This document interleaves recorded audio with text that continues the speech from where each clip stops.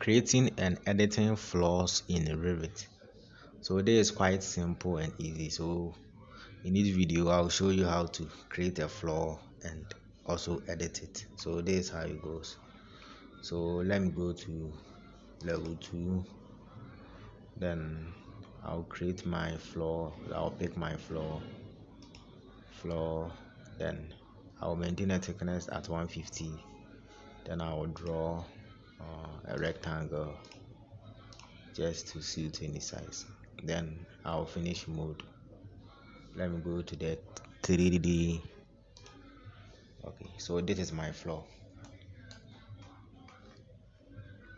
Let me change the visual style to realistic. Okay, so this is my floor.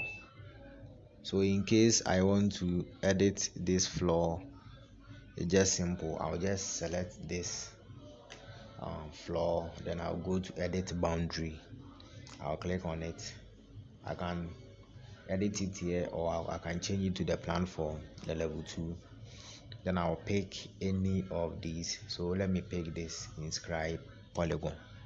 So I'll create this shape inside the floor, then I'll finish mode. So you can see there is this shape inside this floor. Also, so in case you want to use extrusion to cut through this floor, so this is how that one to go. So just go to the component drop down over here, you click model in place, you click on model in place, then you go to casework, click on OK, then you go to extrusion, click on the extrusion, or you can choose the void, but I'll prefer the extrusion before we convert it to the void. So I'll click on extrusion, then I'll click on set work plane. So I'll set my work plane, so I'll pick a plane, then I'll click at the top of this, then I'll pick a rectangle, then I'll just draw it on this surface. So this is my shape I want to cut using the extrusion. So I'll finish mode,